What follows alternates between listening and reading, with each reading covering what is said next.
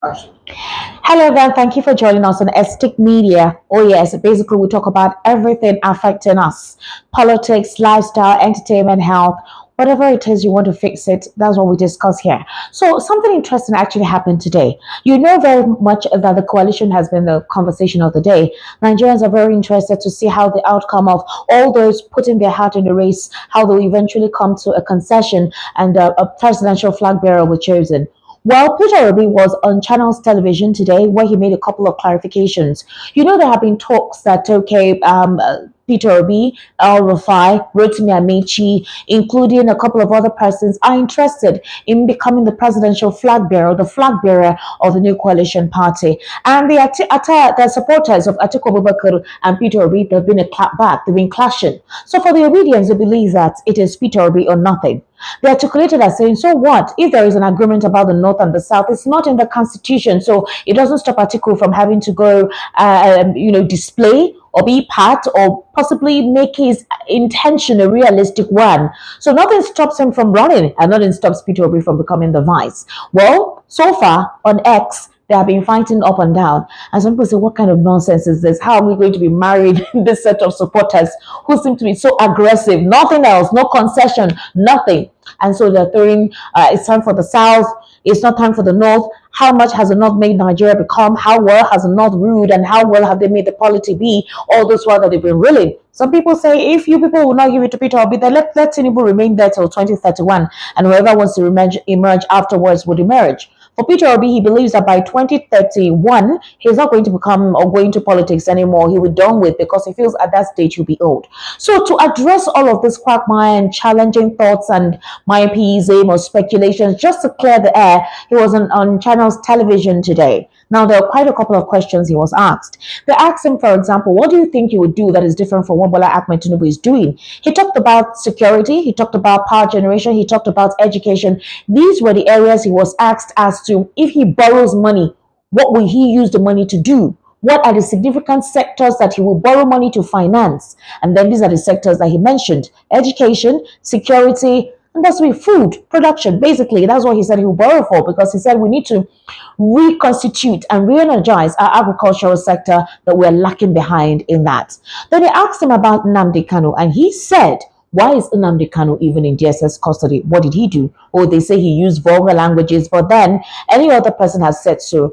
What will you do when it comes to agitation? Example, Biafra, Oduduwa Republic, Yoruba Republic. And he said, every agitation comes because the system has failed.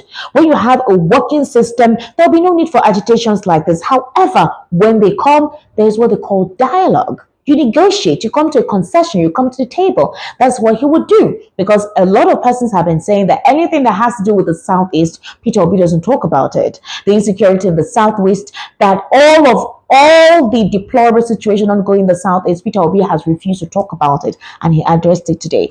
However, while Nigerians anticipate 2027 and they feel that the coalition may be the messiah platform for their interests to emerge, what happens between now and 2027? And do you think this is a wake-up call for President Bola Ahmed Tinubu to do something? People are hungry, people are tired, people are frustrated. Everything is expensive. All the institutions that makes life living, they're not making it easy at all. Real sector investment is not really working. If you're not earning in dollars, you can't buy property. Even to get rent, housing actually is quite expensive, especially in urban commercialized centers, states like Lagos, Abuja, and all whatnot. So it's a very deplorable situation. Is this a clarion call for President Bola Ahmed Tinubu to do the needful? How soon would he do the needful? All the policy implementation and the policy reform that he just enacted or that has been assented at the National Assembly, how soon and sporadic will it become implemented?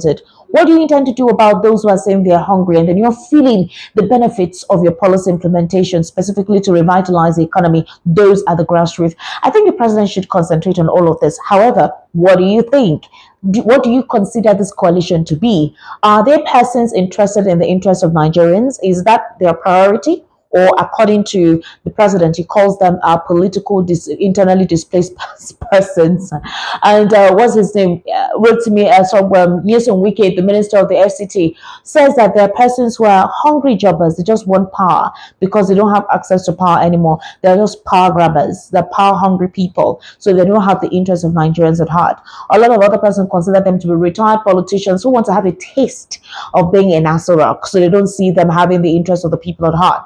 So at this point in time, do you think the APC should rejuvenate its internal structure and see how it can concentrate on the people? The party should be people-centered rather than themselves-centered. And there are complaints about no freedom of expression. For example, in the APC, persons are installed.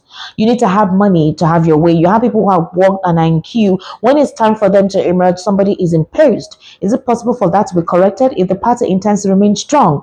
Then what happened to the CPC bloc? How come all of a sudden a lot of them are disgruntled with President Bola Ahmed Tinubu, when obviously Bola Ahmed Tinubu and his supporters supported, Buhari in his 8 years. So what is happening now with the disgruntled CPC members?